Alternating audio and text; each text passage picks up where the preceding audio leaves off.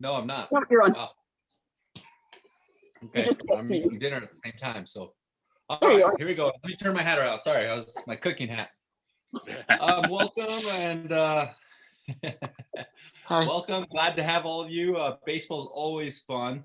I'd actually spoke to Mike on my way home today just to make sure we were ready, that him and Dave were ready. And he goes, I know, sorry, you guys are on these things every single night. And I think when Dana and I think, when we talk about it, not all of you are on every night. And so this is new for you. This is fun and exciting. And so that makes it exciting for us. So don't ever think that we don't enjoy these. And we talk about it all the time. Our night work is a lot more fun than our day work.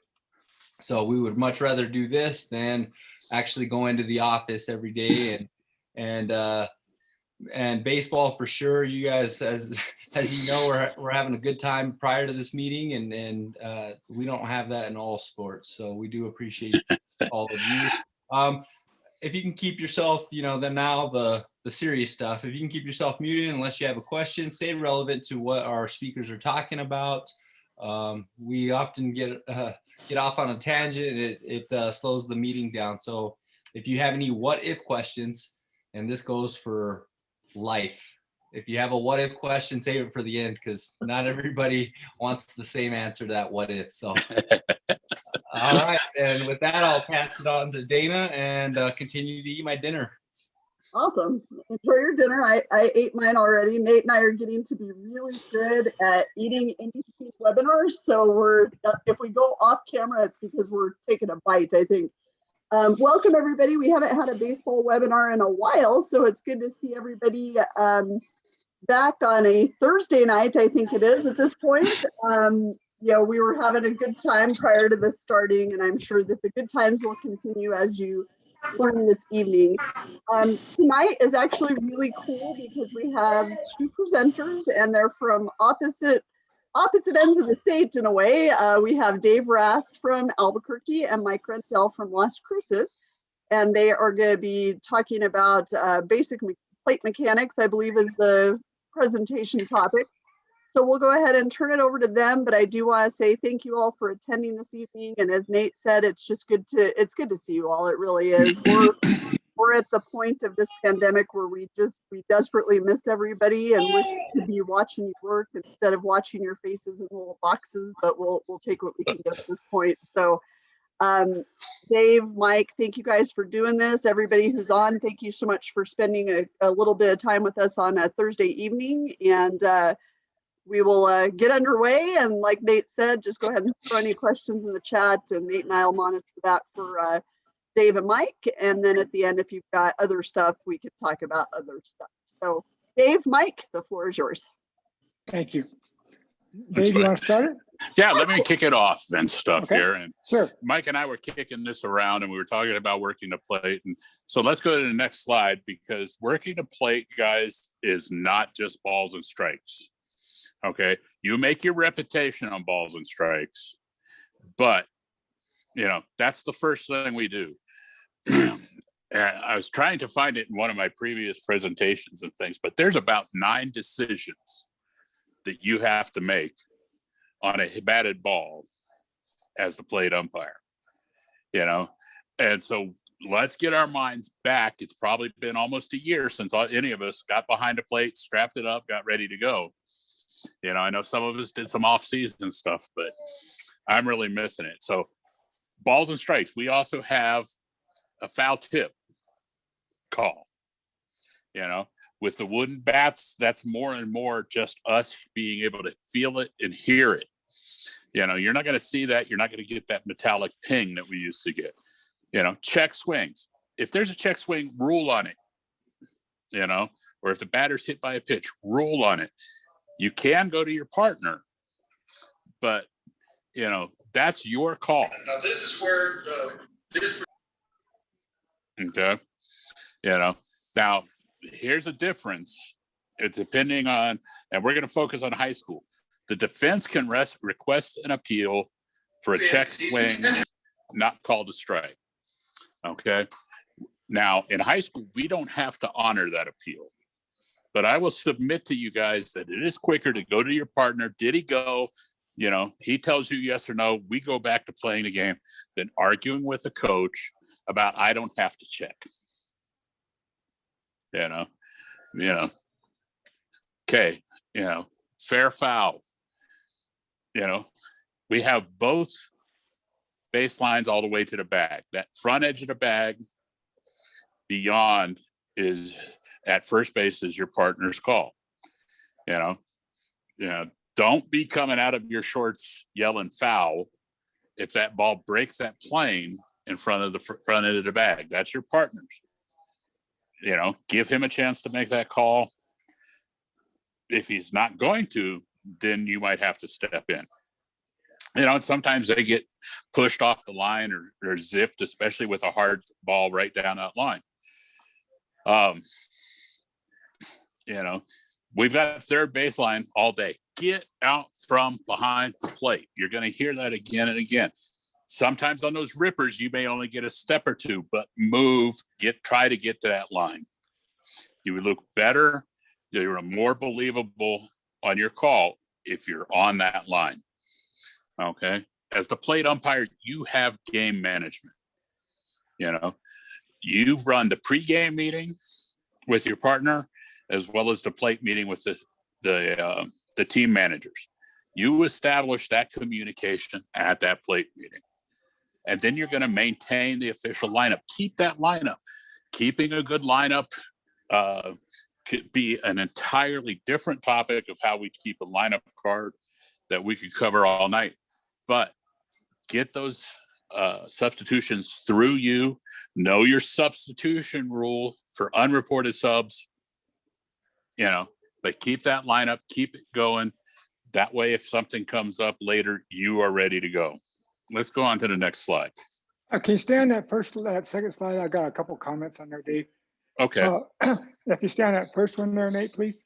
It is. Okay, yeah, okay. One thing I want to talk about on ruling that Dave was talking about on foul tips. Make sure you give the proper mechanic for that. Don't just say foul or something like that. Make sure you give a signal that everybody can see that the ball hit the bat, and then give you a strike signal. Don't just call it a strike because you said it's a foul tip.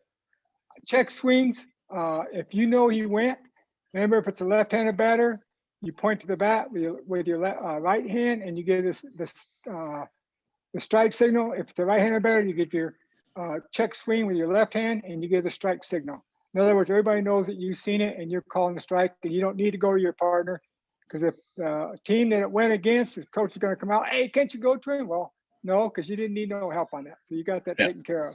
I've already got it, coach. Okay.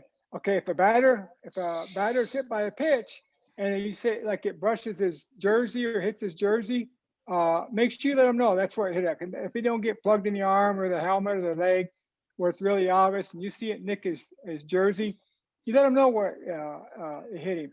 That'll save you a lot of grief because that way you're identifying that you've seen it clearly. You still might get barked at a little bit, but you make sure you let them know that what you've seen there. Right. That's what I want to say on that, Dave. Yeah, the more of the story you can tell with your signals, the more you're cutting off that argument before he even gets to the circle. All right. Yeah. Now, one thing I want to talk about with game management, two-part, and the official lineup. Now, remember, Jay went over that a couple of times. We've had 2 state clinics and rules clinics about the rule changes.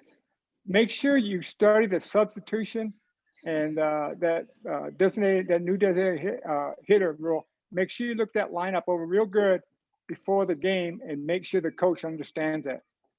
He's got that right. So, and if he needs you to explain it to him, he wants to add it at home plate. I don't have a problem with that because everybody's learning it, but the other coach is opposing it. Well, then, you're going to have to decide what you're going to do. But if he asks for help on that, be knowledgeable of the rule, know the rule, so you can give him the correct information. Right.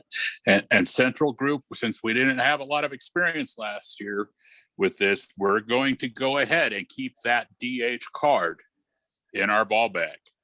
Right. Be ready with that DH card because it's complicated enough.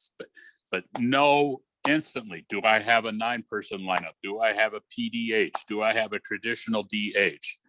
You know, talk yourself through it. Okay, this is a straight 9 lineup. Okay, I've locked it in my head. You know, And buy that coach a beer for doing that. yeah. All right. Okay, go ahead. Let's Dave. look at the next one. And Mike, you want to start us? Sure, no problem. All right. We just talked a little bit about it. Managing all substitute, go through and to the scorekeeper before information and see substitutes. Make sure when you have a substitute that you know on the bottom of your lineup what substitutes are substitutes and which ones are the DH. Make sure you know all that stuff. Make sure you report to the visiting team, and make sure you let the scorekeeper know if it's from the visit team going to the home team. No, just let the coach know. Go to the scorekeeper so there's no confusion, and keep a record of yourself. Put the inning down. Put little notes that little short notes that you have. For the meantime, you don't want to take a lot of time between in the game to delay the game a lot. And then between innings, what I do, I write down little reminders between innings. I'll fully write it down what I have there on the back of the lineup. So if there's any questions, I can refer to my notes later in the game. Managing the batting order infractions. If the defensive field or batter out of batting order, arguing the rule, redeem the situation. Get the correct batter there. If you have the wrong batter, if a batter out of the lineup and he's on base and he come out and appeals it, know the ruling on that. Call him out. If you got a guy at the batting and he's up there batting, he's got the count 3-2. All of a sudden, the coach comes, hey, this is the wrong batter. You get the right guy up there, and he picks up the count where that batter was at. It's 3-2, 1-0, or whatever it is. Make sure you keep a good recording of your lineup. If you keep your lineup card straight, you'll be in good shape all the way through the game. If you don't keep a record of your lineup, you can get in trouble. So make sure if you take little notes to keep the game going in between innings, fulfill your obligation and write that stuff down so you have it. And make sure sometimes when I have substitutes, if I'm on the bases, I'll have a piece of paper out there in my back pocket and a pen, and I'll go and ask my partner what the changes are so I can keep track of that too, just so we have the stuff that we need in case there's any question later in the game. Okay, box and illegal pitches. Make sure you know the definition of the box and illegal pitches. Know what your responsibilities are. Either home plate or base umpire can call box. We know that, but I think majority of the base umpire has the best look at that a lot of times. Maybe in the hands, I think both of them see, but like the feed, if he's off the pitching mound, he doesn't have the ball, and tags the guy out on the base, that hidden ball trick. Make sure you're aware of all that stuff. Keep records of all that stuff and know the balk rules and know illegal pitches rules. Okay, this next one, interference and obstruction and malicious contact at home or any base. Now, there's a lot of stuff right there in those three things we could talk about for hours. We won't do that tonight.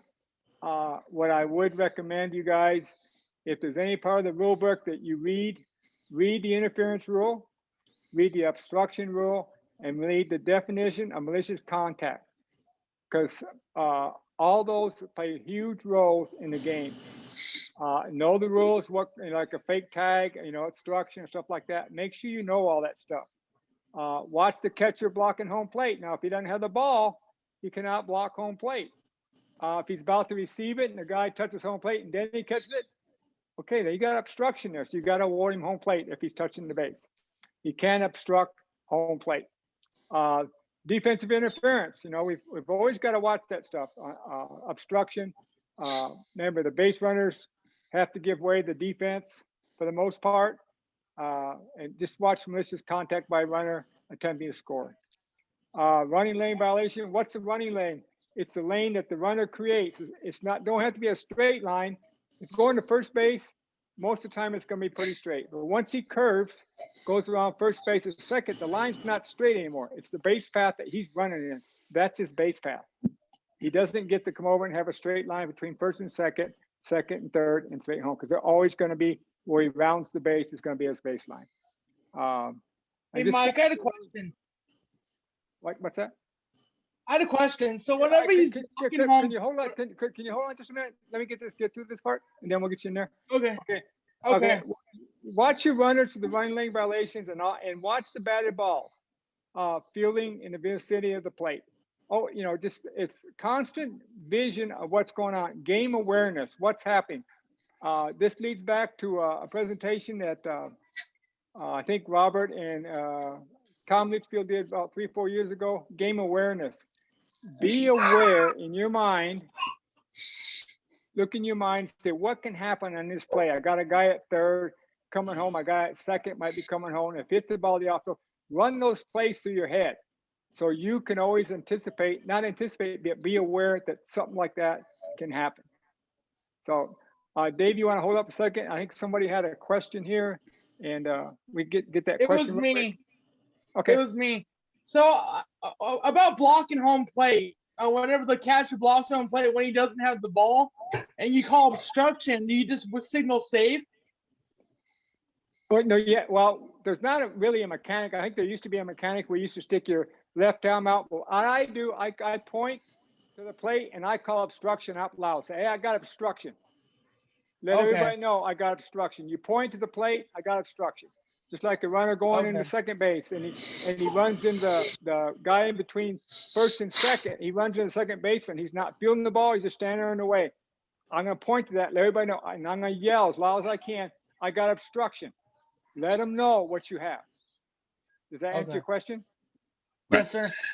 And Brandon, it's going to depend on if there's that immediate play there.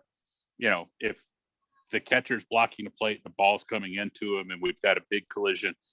Mike's exactly right. That's obstruction. Point it out, and you're going to award him home plate. You're not going to call him safe. You're not going to call him out. That's obstruction. Time, home. Okay. And running line violation, that area, that magic box, if you look at our background in our diagram, if you can imagine a box in front of home plate between the fair lines, that's what we mean by the vicinity of home plate. That's the magic box. Anytime you've got somebody fielding the ball in that area and you've got a batter going down, remember, he's got to be in that lane the last 45 feet. Right. And if he's never been in that lane, he's at risk. Yeah. So, watch for that. We've got to get that. I cannot tell you how many times during evaluations and everything, I see that, and I see the runner get plunked. He's 2 feet fair, and nobody says anything. And we got a guy on first base that did not earn it. Oh, the coach will say something. Well, sometimes they don't. Pat. I wish they would, but they look up. We see it. Yeah. We see it. We've got to get it. Yeah. Okay. Exactly. That's the one thing I think I struggle with my umpires the most, is coming out from behind the plate and watching that running lane on any hit. Right. I'm old and fat, and I can still get to the 45-foot line. Yeah. Okay. Right.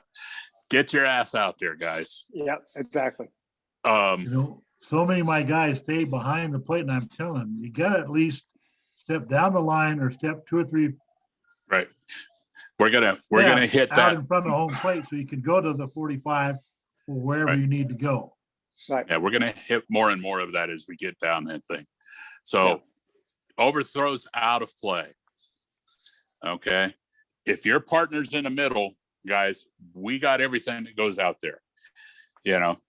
If you have a first base umpire, we're going to talk about pregame. You got to pregame who's got what ball, but generally the plate umpire is going to take those dead balls out of play. We can't cross lines. We can't get in there. When we have a dead ball, when we have that ball go into dead ball territory, everybody's yelling, everybody's excited. Pump up your volume. Let them know, give that big time, You know, the lady that paid 50 cents to sitting in the outfield needs to hear you call time on those situations. You've got to be loud and get there. Know your base awards. You know, was it, a throw by the outfielder? Was it the first throw from the infielder? Was it on the back end of the double play? All of those are going to have different times of award. Know them, hit them. That's in your live dead ball chart in section 5. A batted ball hits the batter with the batter still in the batter's box, right? And either bouncing off the plate, you have a foul ball. You have an immediate dead ball. Don't try to overthink this one too much, guys. We get some guys that vapor lock. This is part of knowing how the game is called.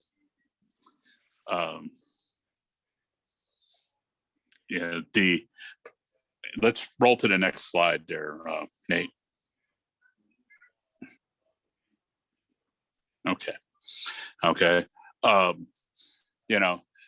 Yes, part of the batter's box is in fair territory, right? But we're not going to call him out on that. They never rewrote the rules. It's a mistake that's been in the rule book for 150 years. The way it is supposed to be called is a foul ball on that. We also have this sometimes when the ball goes down, comes back up, hits the bat. The batter or any of his attached equipment, that's going to be an immediate dead ball, foul, rule it, put him back in the box, unless he was bunting on the second strike. Okay. Infield fly. Know the situations. Know your infield fly situations. We're going to talk later about signals. Signal it. Remind yourself that I'm in an infield fly situation. Be ready to call it. Anybody can call it. Sometimes you're going to have the best look. Sometimes the base umpire is going to have the best look. And remember, if nobody calls it, it's still an infield fly. Yes. But it sure looks a lot better if somebody called the dang thing. Exactly right. You own home plate. This isn't 3-man. This was written for 2-man. You have all calls at home plate.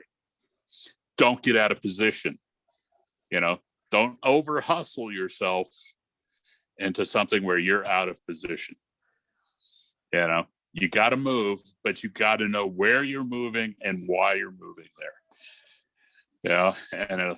Putting the ball in play. Any umpire can call timeout. Players can request timeouts. Coaches can request timeouts.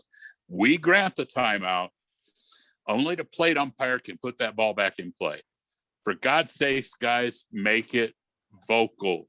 Help your partner when he's out there with the bases loaded and everything, and you just kind of go back. He doesn't know if that pickoff's coming. He's having to guess. Don't make him guess. Don't make him guess.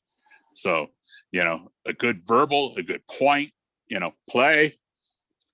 And everybody knows that the ball is now live and that things can happen. So, all right, next slide. Hold on. It's coming. Do.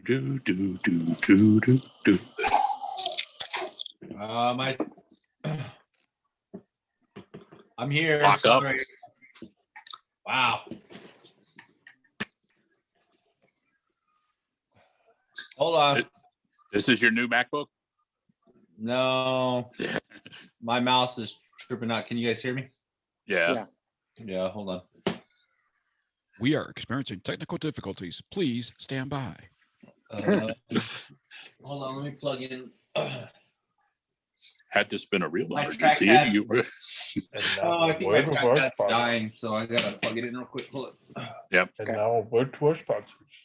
Hey, Dave, just to what you were saying, also wanted to bring up a point about foul balls. We see many umpires not put the ball back in play after foul balls. For God's sake, guys, put the ball in play after every single foul ball. So your partner knows if that pitcher balks and you haven't put that ball in play, Now you got a situation.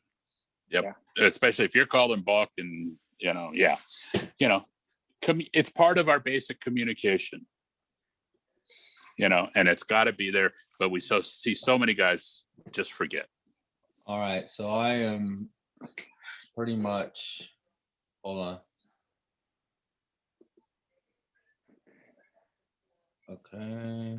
My suggestion to all you guys out there is whenever you actually call something, be on top of it and be ready for a possible appeal from the coach when they're not sure.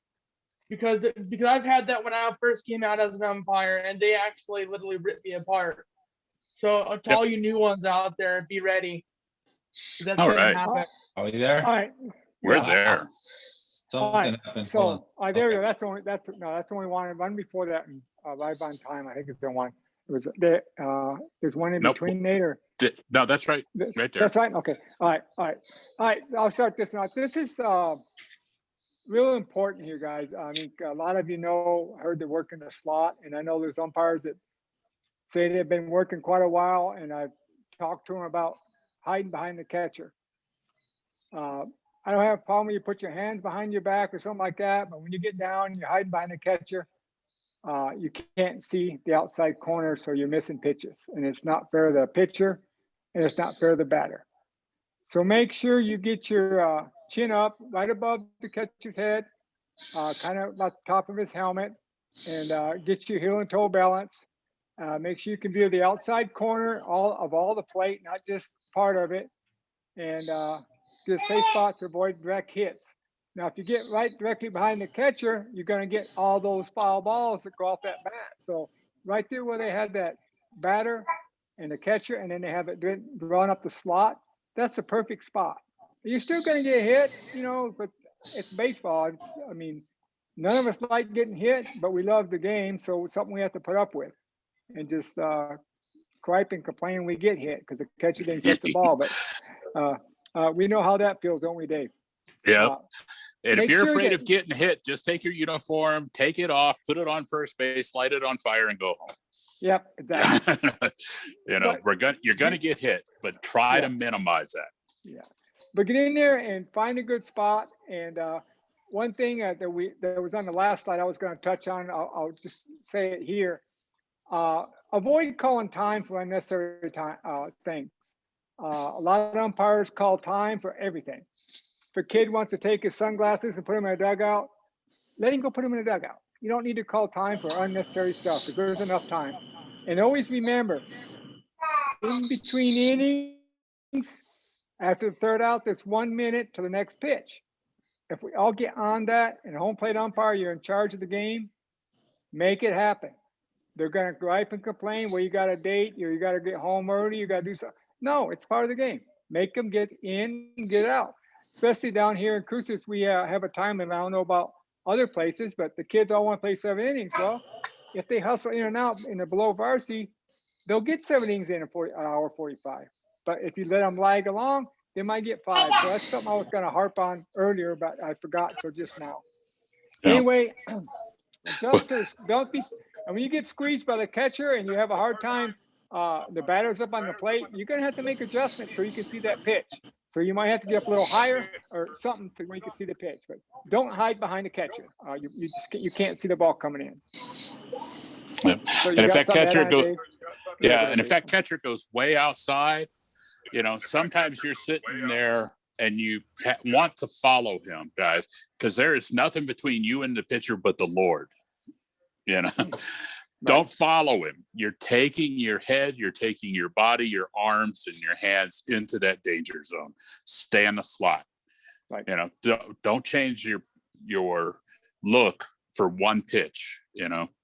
And back and higher when you're squeezed is always a little bit better than going out in front.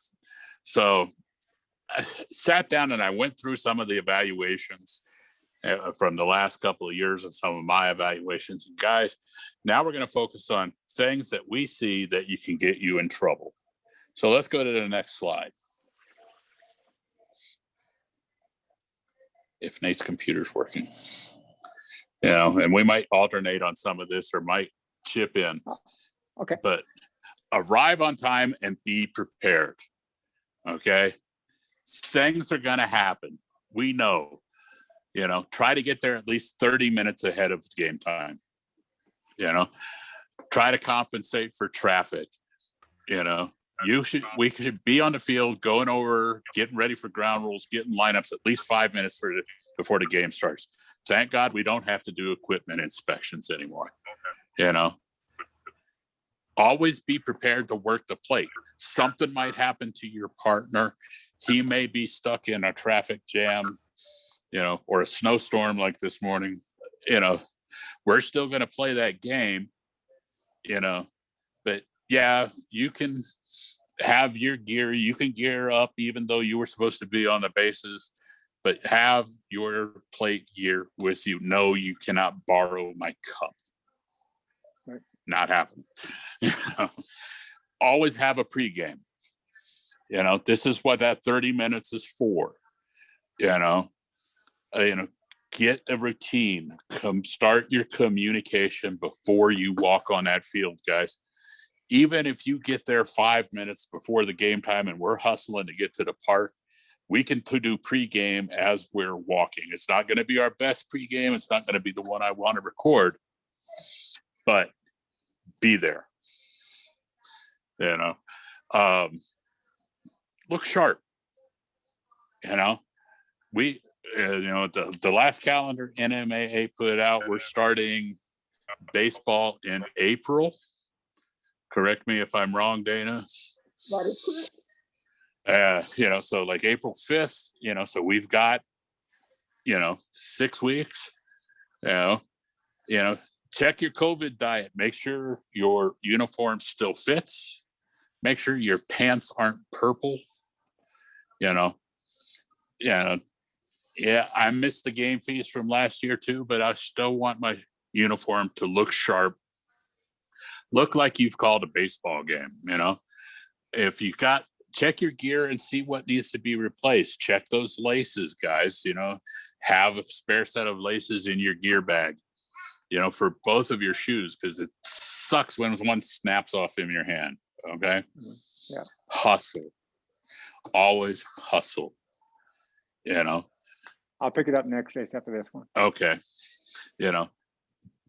Get into position, get ready, don't be walking around, don't be moping to your next position, jog over there, look sharp, get ready, Mike. Okay. Always stay focused on the game. All right. Try to anticipate what the next play can be. If you got runners on base, first and second, if he hits the ball the left side of the infield, the right side of the infield, or the outfield, what could possibly happen? Just run little scenarios through your head, where you should be, where you're going to go. Make sure you communicate your partner that you're staying home with a runner on third, a runner on second, and scoring position. Make sure you let them know what you're going to do. And stay focused. When that batter is ready, get in there, get in your position, get him ready, get that pitcher pitching that ball. And get in there and lock yourself behind the plate and track that pitch all the way to glove. And don't be caught. Now, all of us have timing issues from time to time. I think everybody's called a strike before the ball's even hit the mitt. So if you find yourself doing that, take a step back, take a deep breath, and get back in there. And usually a couple of times that'll straighten you out. But after, especially of not being on the field for a year, we're all going to have timing issues. So make sure you work on that. Concentrate on your first game you get back. Get in there, work on your timing. Timing's important. Timing's important in everything in life.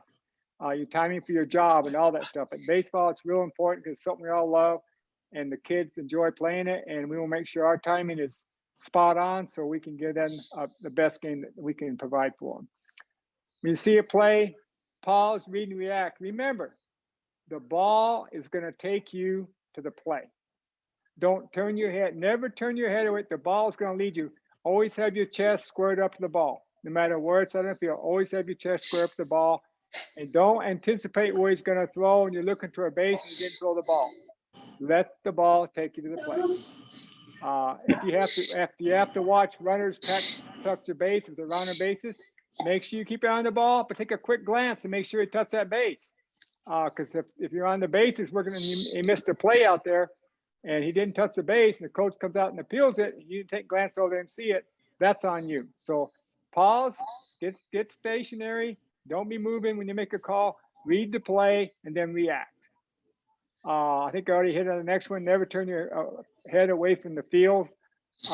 That's to it in everything you do.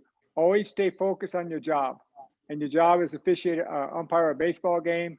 Like I mentioned earlier, keep your chest squared up to the ball at all times, and look to see what might be the next play. All right, Dave, you want to pick up the next three? Yeah. Again, what Mike was emphasizing, watch every touch of the bases by the runners. Know your responsibilities. You have every touch at third when you're the home plate umpire, right? Every touch at third. Make sure you've got it.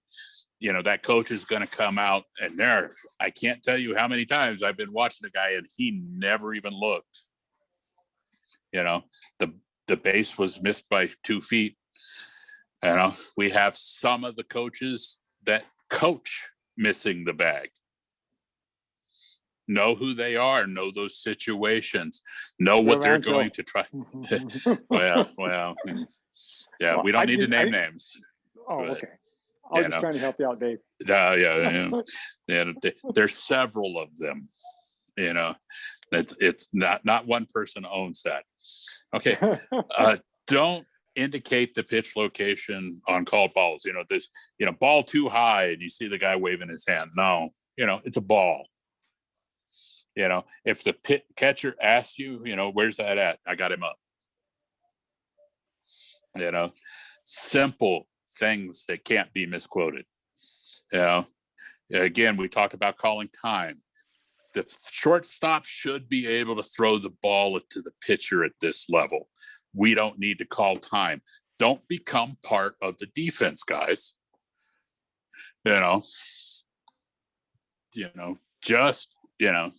Don't do it.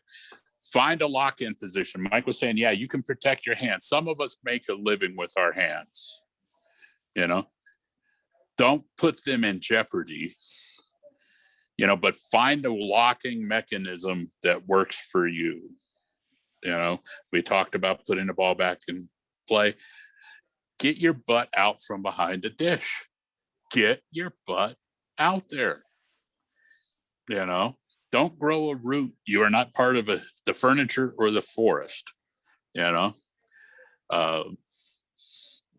humble in your calling. You're just, you're the umpire. This is not a game about you, but you need to establish control and, call the game, know the rules. This is the ruling, coach. I've heard you. I've heard your argument.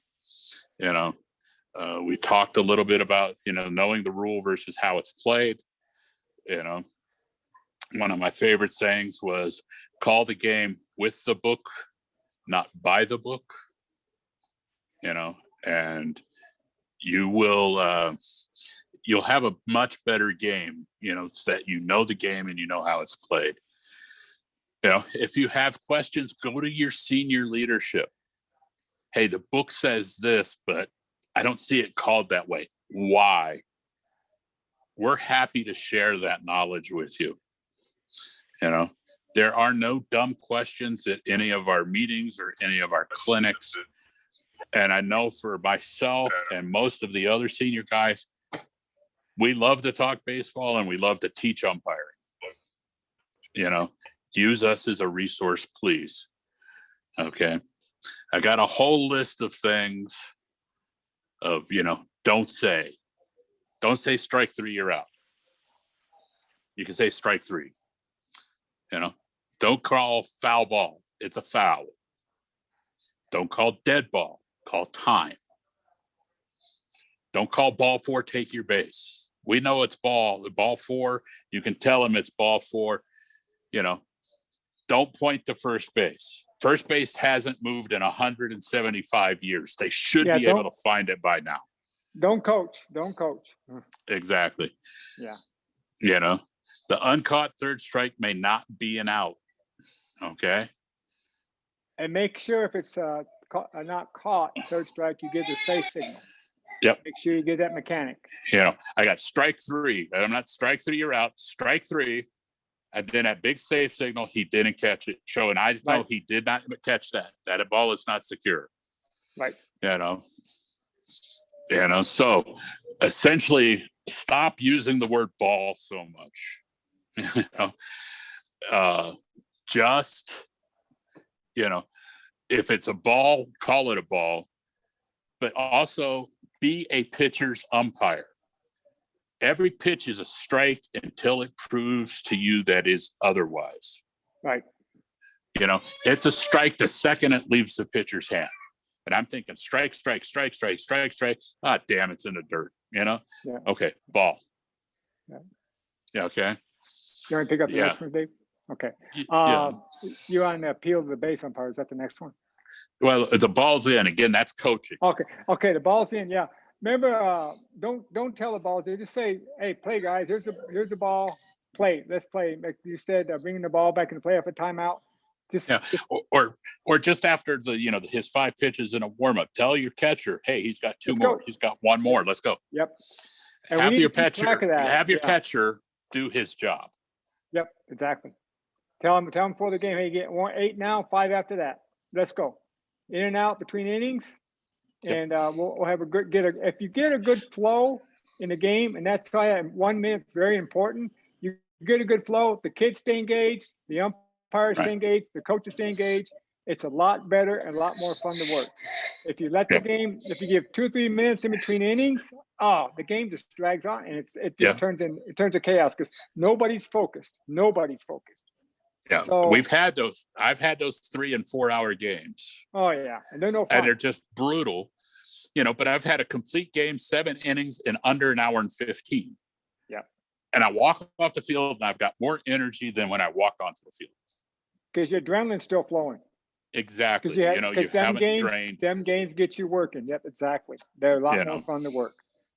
And like Dave was saying, on appeals to the base umpire on check swings, by pointing with your left hand. Just point your left hand, because if you point your right hand's for strikes and your right hand's for outs. Your left hand is for check swings. If you put your hand out to the right, they're going to think you're calling a strike at times. I'm not saying every time, but they could bring up that argument, or they could bring up the argument you called him out. So only use your right hand for strikes and outs, or if you're right-handed, there are lineup changes. That's the only time you need your right hand. Never call time to get yourself back into position. Just hustle. If you hustle and everybody knows you're trying to get back into where you're supposed to be, the game's gonna hold up for you. Because you're not gonna be able to position that far. I hope you don't, unless you go in between innings, get a drink of water, and you can't get back out there and ready to play. Well, that's a different story. That your playing umpire might need to have a talk with you on that. We talked earlier about slowing down your timing. Timing that balls and strikes, safe and outs. Let the play happen. Let the catcher catch the ball, then make a decision. Don't wait 2 or 3 seconds, but take a good look at it. And when you have the result, then make the call. And if it's a good solid out, let them know it's out. If it's a close bang bang play, let them know. Get into it. Sell it. We used to do that, a lot of selling in other sports, but now they've kind of gotten us away from that because they want to go back to the correct mechanics, and that's what we're trying to do with baseball, to get back to the correct mechanics of the that the NMOA has put out for us. That I think Tom Litchfield and Jay had a big part, and Dave actually had big parts in putting this mechanics manual together. So, Dave, you got something else to add on that? It's just, if you feel that you're too slow, your timing's probably just about right.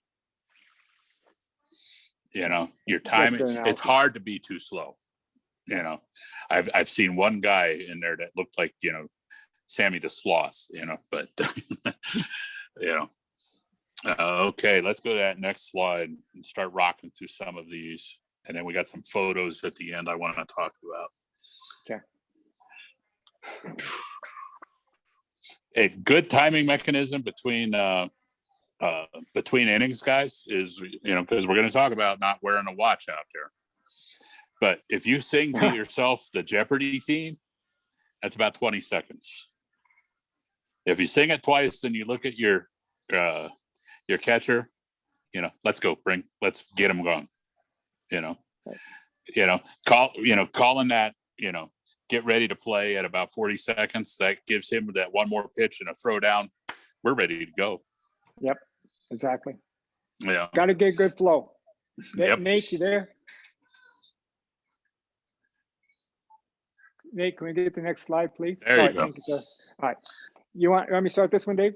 Yeah, go. You start. Okay. You do the left-hand column. I'll do the right. Perfect. All right. Stop constantly look at your ball and strike indicator. That's a big thing that I've always, I've never have liked umpires look at their indicator. I don't even like umpires on the basis to keep one. I know a lot of umpires do, but if you're having trouble keeping track of the balls and strikes, what you can do on your indicator is on your ball and strike ones, put little grooves in the side of it, like maybe with a file, and then you can feel it and you can tell how many in a certain area. When you have two, put 2 grooves right there by the 2. That way you can feel it and see where it's at. It doesn't hurt to look at it once in a while, but I see guys looking at it after every pitch. I don't think we need to do that. Try to work the game without using an indicator. And that way it'll really make you concentrate. And if you're on the bases, if you don't have an indicator, try to keep balls and strikes in your head down and try to get used to it like that. I'm not saying to recommend that you go behind the plate and do all your games that way, but just give you a better way of not be looking at your indicator all the time. Because if you're looking down at your indicator, you're not focused on the field, and anything can happen at any time in a game. We all know that. And I don't want to say any unpleasant things, but stuff like that we don't want to happen on the field. If it's a rivalry game, it can happen at any time. Never make a call or decision on the run. Always stop and get into first of all, you got to get to play.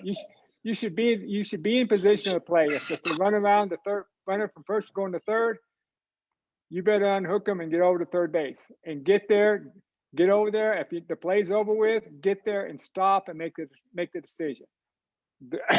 Never give the call on the run. It just mechanically wise, it just doesn't look good. Foul ball is never a foul tip. A foul tip is never a foul ball. Remember, the ball's foul. You'll make that. If the ball's foul, the home plate umpire will give that verbiage. If it's a foul tip, he'll just give the mechanic and then give the strike signal. Never put your hands in your pockets. Well, on cold days up north, if you don't have gloves on, I wouldn't.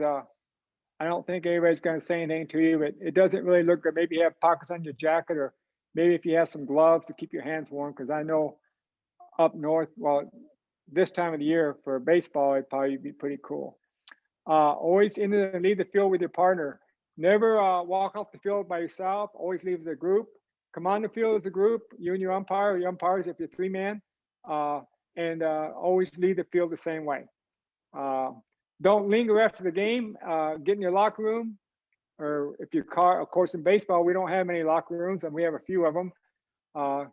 Get to your car. Hopefully your car is parked away from everybody else and out there, and have a post game about different things in the game. We always have a pre-game, but I think post games are very important because it's that stuff that happened in the game is fresh in your mind.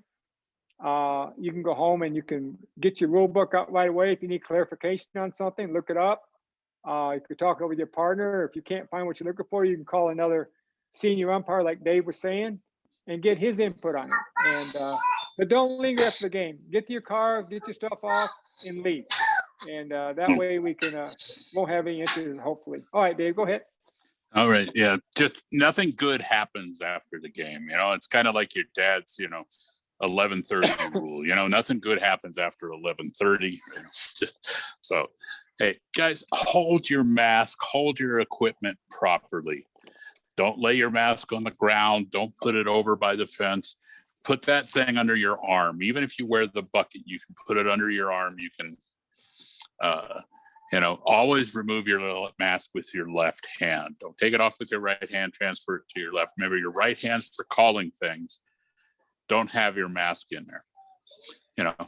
Don't wear a watch. Okay. Well, you said something about time games, Mike. We don't have time games up here. Okay. So you don't need a watch. If you're gonna wear a watch, wear one you don't like, because it can get nailed and it's gonna actually do extra damage. So put it in your ball bag, put it in your back pocket. If you're working something where there's a game with time on it, have your partner on the bases keep the watch. He can put it in there. Again, put it in your pocket. You don't, need to do that. Don't get called into asking for help. Coach, that was my call. I had it. I had the angle. Do you have a question about the rule? No, okay. But I made that call. Don't throw your guy that's 120 or 130 feet away under the bench. Okay. Don't become best buddies with managers, players, and coaches. We're going to see them, especially when we're in small towns, when we're around baseball. Baseball's a small family. But you don't need to, be hooting and hollering with one coach, especially if you've got a game or a team from out of town. And it's like, hey, we're getting screwed before we even get out of the dugout. First names are fine. Don't go out with a drink with them after the game. Things get around. Things get told, things get noticed. There we're a couple of hundred people in a state. People know who we are and they know how we act. Be careful what you say. You go out with your partner for a burger, make sure the mom from the team that just lost isn't sitting in the booth right behind you. They don't need to overhear that conversation. Situational awareness, be aware of your surroundings. And I know Dana will shake her head on this one. Is there anything intelligent on social media? Guys, watch what you post out there. Don't make Dana or Nate have to call you about something you said or posted about the game. Yeah. Pat just said, you're always on film. Everybody's got a camera now. I tell my kids that, I did stupid. I did stupid with the capital S. The only difference between their generation and mine is nobody has photographic evidence of my stupid.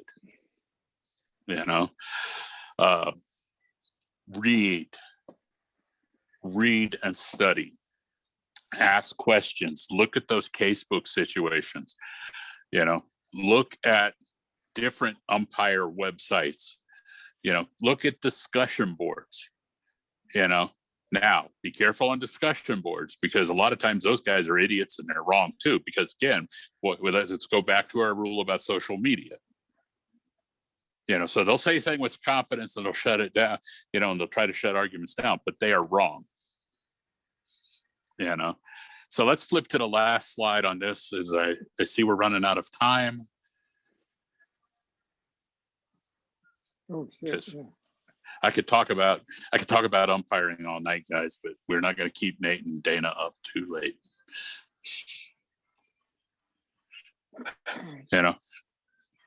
Nate, are we flipping to that last one? There you go. So yeah, here's a good picture. Hands in the pockets. Not a good look. In the Army, that would have cost me 20 push-ups. Yes, it's cold, but get a pair of gloves, get a pair of golf gloves, look the part. The second one, I couldn't find a real good picture of somebody looking at their indicator. So I will say, okay, this is Brian Brandower, and he's in the Atlantic League. He's looking at his iPhone because he's working with the computer that's calling balls and strikes. But that's what you look like, guys, when you're looking at your indicator. What's happening on the bases while you're focused on that thing? You don't need an indicator. You don't need a cell phone out there in your hand. There are some games, there are some teams, there are some stadiums where I take a cell phone for safety precautions, because I may need help and I know I'm not getting it from the game administrator. But I can get down to the left field line and I can call 911 just as fast, and here's looking away from the field. Okay, you can look away from the field if you've got 3 other partners, but if it's just you and me, I promise you, looking at your hand, that your hand has never left your wrist. You don't need to look at it. Okay, you can point the same direction and still keep your focus back where the game is. And here's a good positive picture, and we've got our people, again, get ready to wear a mask, guys. We're probably going to be cloth masks all season, even if we get started. So get ready, try working with it, see how it's going to affect your glasses, see how it's going to affect your sunglasses if you need them, but in this case, this guy's having a conversation with the coach. Look where he is. He's in the dirt circle. Okay. I'm in my office. He is coming to me and making a comment. Okay. I can have a conversation with him. We can talk. Now, if he wants me to go to my partner, I'm going to clarify a couple of things. One, what is his question? Is it a ruling question? Is it something, that I'm going to need to talk to my partner with? Fine. If it was my partner's call, I'm going to have him talk to my partner. That is his decision whether he needs help or not. If I decide that we need to talk as a team of umpires, I'm sending this guy back to his dugout. Go back to your house. I will go for help. Go to your partner. This is a time where I can change my hustle a little bit. I'm going to walk deliberately to my partner, but I don't necessarily have to run or jog. And I'm going to get there and I'm going to make sure that this coach is back in his dugout. Because if he leaves after we give him his decision, no, you don't get 2 opportunities. Now, remember, the blue team coach probably deserves an explanation, right? If we're changing something, he deserves an explanation. And the last one I wanted to show you guys, and he's got his water on and everything. He's ready to umpire the game. We don't need to go out there with a towel and water on our belt. We may need to have those things ready, but during the national anthem too, guys, when we have our hats, I see a lot of guys, with your hat and you're holding it here and your hat's over your heart and your hand is over your stomach. Grab your hat, put your hand over your heart. I know America loves its food, but we're supposed to have our hand over our heart for our national anthem. Just a little pet peeve, but we're not saluting with our bellies. Questions, gentlemen? We gave you a lot in a few minutes. And I hope you're all ready to get back on the grass. Dave, I just have a comment with the timing thing, as far as not wearing a watch. And typically I like to see my partner in the field have a stopwatch, and in between innings, they're timing 1 minute. And then if I'm in the field, I'm telling my home plate umpire, as I walk back to my position in the A position, you have 10 seconds from that point. Yep. Either that or give them like the technical foul signal. Yeah. Hey, time, and then jog to your position. Yeah. Dwayne, you had something? Yeah. One thing you mentioned about what Mike we were talking about is making a call on the move. Don't make on the call on the move. You should be stopped before the play actually occurs. So you don't have the jiggling eyes. You stop, see the play happen, and then you can make a call without running. You should be, you may have to sacrifice a step or two. Right. You want to be closer, but get that angle. Stop before the play is getting ready to happen, so you see it all clear without the jiggling eyes. Yeah, game awareness. Know what possibilities you could have if the ball is put in play. Exactly right. Good call on that. And we're doing, 2-man is always going to be angle over distance. Great book, guys. If you can get it, especially group leaders. This is Dick Nilsson and Jim Evans, Maximizing the 2-Umpire System. It is written for 2-man pro ball, but it has a lot of good information in it. Remember, there are some differences in our mechanics manual. And the big differences are we are not dealing with pros. Pros are going to make a play that a high school junior, God forbid, a freshman is not going to make. Right? So mechanics are a series of compromises. We're going to try to get a better angle instead of getting that right on top of the play. Most of us, have lost a step from when we were 25 or 30. Those quarters are going to make Santana lose another step. Hey, I think John Casado has a comment or question. John? Yep. You want to unmute yourself and go ahead, John? Yes, I have a question. Earlier, there was mention of the infield fly, that if it's not declared, it's still an infield fly. Correct. Please elaborate on that, because you're talking about a difference of protecting the runners and not protecting the runners. Also between a dead ball and a live ball if the ball was intentionally dropped.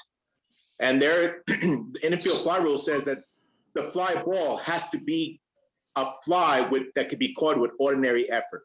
Correct. So if you're talking maybe a fister that's coming off, right, and you don't declare it, thinking it's not going to be an infield fly, by rule, it's not going to be an infield fly. I don't know if you can necessarily say that if you don't declare it, it's still going to be an infield fly. Yeah. No, Please elaborate. I think what we were saying, and excuse me, Mike, is that if you don't call it and the situation is there and the conditions are there, okay, no, we're not talking about just like a drop ball. Drop balls that we got a completely different rule. We're going to get that. They're not good. But remember, this protects the offense from that cheap double play.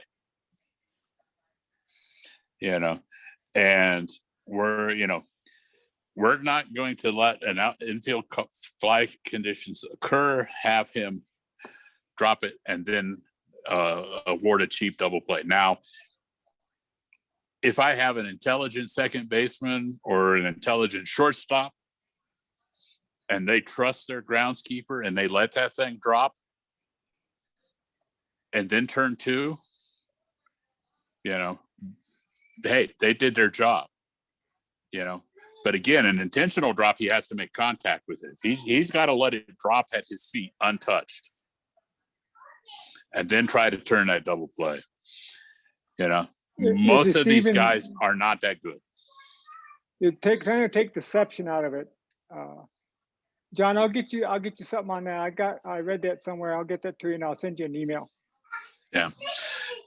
But watch them, watch what they're doing, and, particularly, I know one situation where it was an infield fly situation. We didn't call it. A very aware shortstop let the ball drop between his feet. He then picked it up, threw it to second base. The batter knew he was out, so he didn't even run. So they threw him out on a turn, by over 45 feet. He wasn't even to the cutout, or to the 45-foot line. That's the batter's fault. That's the batter's fault. And I'm going to go back to the other unwritten rule: punish stupidity whenever possible. So if he's stupid, if he's lazy, he's not running a ball out, because on an infield fly, that runner should be past first base by the time that ball comes down. Everybody else? Okay. Go ahead. I just don't know if we want to side on the air of caution. And even on the questionable ones, is to call an infield fly rule. Because at that point, as you mentioned, Dave and Mike, it is there to protect the runners on base. Correct. Right? Correct. We got to protect the runners on base. So even if you were to side on error caution and call an infield fly rule, the rule is there. You have the rule there to protect you if you call Right. it. Right? Yeah. If you don't call it and then try and force it, you don't have the rule there to protect you. If you don't call it and try to enforce it afterwards. Yeah, it looks horrible. It looks horrible, and but again, we're human. We're going to make mistakes, and if we have, a correctable error, we're going to correct it. And sometimes we're going to have to eat a spoonful of horse shit with it. Yeah, and that would be that play there. And go into your partner, guys. Remember, ultimately, the goal is to get the call right. We're going to try to get the call right. So, sometimes you have to, go back to that being humble, swallow your pride. Okay, coach, I'm going to ask, and ask your partner and be open to that feedback. You come out to me and I tell you, man, you kicked the crap out of that. What the hell are you coming to me for? Yeah, he's safe all day, or, how did you miss that? Yeah. But be honest with each other, don't have, don't try to do secret signals or, hey, always agree with me on a check swing. Don't always agree with me on a check swing. If I missed a strike, I want it back. Strikes get us to go home. My feet hurt already. Let's go. So, All right, but good discussion. God, I miss ball. Good discussion, John. Thanks for that. And Brandon, did you have something? Brandon, right? Oh, yes, sir. I want to kind of tell a little story of my own to all you guys. I witnessed whenever we overturned a call. So I was doing Rio Grande versus Sandia last year, and I called the guy out at third base. So coach on Sandia comes over and he tells me, could you go talk to everybody? So I went and talked to a guy named Mike Brightly that was doing the game with me. And so I went over and talked to Mike and we overturned the call. And then the Rio Grande coach comes out pissed off and furious. And he's yelling at me. It's the judgment call. So I didn't know what to do in that situation because I never overturned a call before. And I basically just, learned from that perspective. And the next game that I did, I never overturned a call that second game when I was asked to, discuss the play twice. So Okay. how do I do that? Yeah. Yeah, but that's why that coach may need some information and you're going to go talk to him. Yeah. Dana and Nate, All right. do you have something else for us? Does anybody else got any questions or anything? There was a great comment by Eric Goldsmith in the chat. He says, let the coach tell you what he is coming out for. Sometimes we tend to assume, and it isn't even what he is out there for. So don't say anything to the coach until he comes out there and indicates why he's out there. Sure, I agree with that. Yeah. Good point. Let them talk their way out of it. All right, guys. I hope to see Dana, all of you Nate? on the field or something. Nate, Dana, anything to close us out? No, Dave and Mike, thank you guys so much for the presentation, and everybody, thank you for being on tonight. We'll have another baseball webinar actually next Thursday, so we've got 2 weeks in a row, which I see Christina's happy about that because she's just wanting to get back into this. So we appreciate you guys being on. I believe it's at 6 o'clock again next Thursday, and I'll get that information out next week. Does anybody have any questions either for Dave or Mike or for Nate and I while we've got you here, or while you have us here, whichever the case may be? You're fine. Hair's fine, Dominic. You're looking good.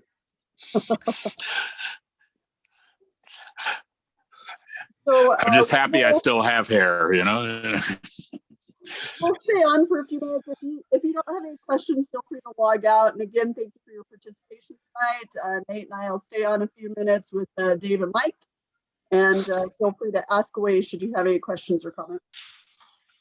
Hey, Dana, what is our default jersey for New Mexico baseball? We have several. Mike Rendell, what are our colors? Yes, we have the black with the gray panel. We have the gray with the black panel, and we have the sky blue with the black panel. Thank you. I can never remember. Yeah, it's the MLB style shirts. And Okay. anytime you need but anytime you need to know any of that stuff, I don't mean to, I'm not being rude or anything, but if you go to NMOA webpage and click on the Constitution, all that stuff is there for uniforms for whatever sport. Just future, right? What's that? Okay, good to know.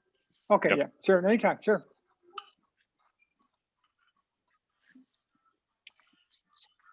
Mike, Yeah, we bought the Major League shirts in a few years back, and I think probably 85-90% of the guys love them, and the other 10% didn't want to buy shirts. So and might we be got wearing, them. and might be Majority wearing of the people same got hat them. We all look a lot better. and they We might got be the wearing the beautiful same hat hats we 24 have. years ago. What's that, Dana? I said, and they might be wearing the same hat from 24 years ago. Yeah. Hey, by the Okay. way, I know we might be wearing, probably not might be, but probably about 95% that we're going to be wearing masks. And from my understanding, Gators will not be allowed. Let me tell you about this product right here. It's from Under Armour. I know Nate's familiar with it, but this thing is awesome. I use this mask at the gym to work out. No problems breathing whatsoever. You can talk through it. It's very lightweight. And I got to tell you, man, Nate, it was a great suggestion when you suggested this thing to me. I bought 2 of them from Under Armour, and it's the Under Armour sports mask. And this is probably the best way to go. That's the one that you can also fit like a surgical mask in the sleeve with it too. So you can double mask if you want. And it actually looks like it's got like a 3-ply to it. Yeah. Well, and for fogging of glasses, I just saw that comment come up. Guys, go to your local dive shop and hit your glasses with the mask clear. And it really helps your glasses not fog up as much. Hey, Mike Rendell, there's a question. There's a question Yes, ma'am. asking from Elmer Yazzie. Whatever happened to Joe Fuller? Is Joe still around? I'm glad you told me. I've been meaning to call that guy. I've called everybody else, and people have asked me. I need to call him. He was there with us last year, and I've been checking on everybody, and people have asked me, and I just keep dropping the ball. I wrote a note right now. I'll call him tomorrow, and then Dane, I'll send you a little email, and then everyone was asking about him, you can forward that email to him, please. That would be great. Elmer, I'll get that information to you. Yeah, I'll check with him tomorrow, Dana. Thank you. I know his wife died. He was by himself, and he started coming to meetings last year, and I assigned him some below varsity, but oh man, it's just hard to watch him. I'm afraid he's gonna get hurt because he walks so slow, and he wants to do the games by himself, and He is he's an gave a old lot to the Elmer. yeah, he's gave a lot to the sport, and he don't want to give it up, and I don't blame him. We all love it. We're all passionate about it. But yeah, I'll call him tomorrow though. Thanks, Mike. Hey, don't be disparaging El Becos, man. I think I still got one back in there. I've got one. It's about 45 years old. Yeah. It's framed on Yeah. Yeah. Yeah. You know, So, that, or Elmer, that. in answer to your question, Elmer, Randy Shepard is in Texas, so he doesn't officiate anymore. He is actually coaching his son Tucker's basketball team and baseball team out in Texas. So I actually checked on him and his wife the other day, just to make sure they were okay with all this crazy Texas weather, but he's doing good.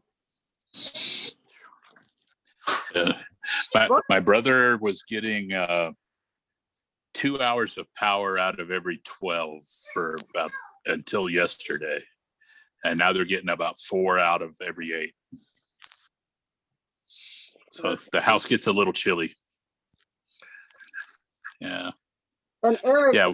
Goldsmith, I want to say thank you for joining us. Eric is an out-of-state official who joined us for our state clinic, and we keep him on our email distribution. So I appreciate you coming back and joining us, and hopefully you're enjoying our crazy little family here in New Mexico. I Yeah. was gonna invite Shooter tonight, and- but I think he's tired of meetings too, because he meets with the umpires every day on virtual. They're not even in spring training yet. Oh wow! He, You can always invite him. He could just say no. It's okay. I know. yeah. Now He some probably of the would come. somebody asked about 1099s, and I know I talked to our paymaster here in the central, but but she didn't issue 1099s if you were under the $600 limit. Yeah, Tim, and that's a question, and it's obviously your central region. So if you made more than $600, then you would have received a 1099. If you did not make more than $600, obviously you do not have to claim that, or you do not receive a 1099. So that's You don't have to receive a 1099; it's still reportable. Right. That's but For your expenses, make sure you write those off if you're claiming the income. yeah.